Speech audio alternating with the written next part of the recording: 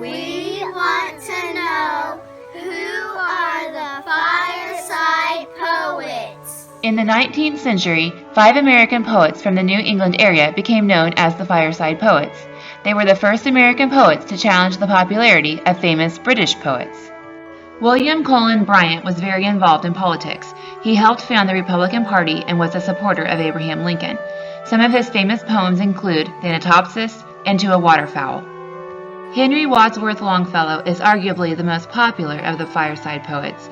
He is well known for his poems Paul Revere's Ride and Evangeline. Of interest to us is The Song of Hiawatha, a long poem Longfellow wrote about a Native American hero. John Greenleaf Whittier was quite political and very active in the anti-slavery movement. He was a founding member of the Liberty Party and is well known for his book Snowbound. Oliver Wendell Holmes was a medical doctor and writer. His poem Old Ironsides, about the famous United States Navy ship, the USS Constitution, is believed to have saved the ship from being sent to the scrapyard. James Russell Lowell was also vocal in anti-slavery causes. The First Snowfall is one of his most important works. He also wrote several collections of poems. How did they write? Their style of writing was not fancy or new, and they were not trying to develop new forms of poetry. They stuck to regular meters, themes, imagery, stanzas, and rhymes, primarily using end rhyme. Their writing was not just fluff, though. It was filled with emotion and morality and was aspiring and often patriotic.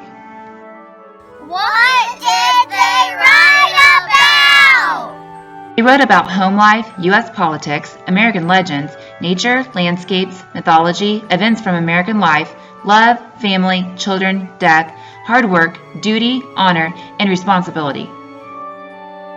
The poets sometimes addressed national issues in their writing. One of these causes was the abolition of slavery. They presented the issues in a way where people would actually listen. Why were they so popular? The Fireside Poets wrote for the common people.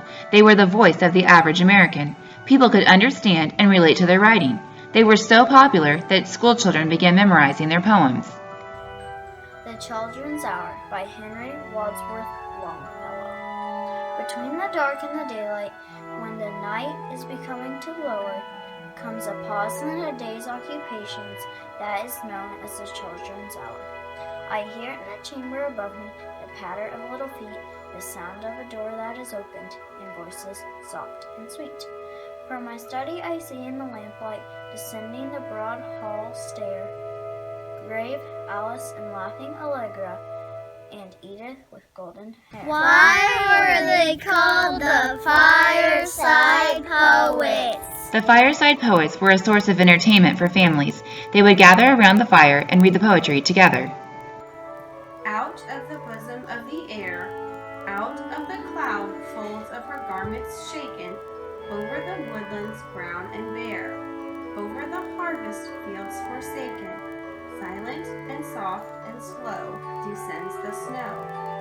Even as our cloudy fancies take suddenly shape in some divine expression, even as the troubled heart doth make, in the white countenance confession, the troubled sky reveals the grief it feels. This is the poem of the air, slowly in silent syllables recorded. This is the secret of despair, long in its cloudy bosom hoarded, now whispered and revealed to wood and field. Why are they still a big deal today? The Fireside Poets' opinions and academic backgrounds were reflected in their work, which created more openly emotional poems. They were not trying to impress other writers and scholars. They were simply writing for the people. Their works changed the audiences and standards for poetry, which paved the way for some romantic writers to follow. Today, people can still understand and relate to their writing.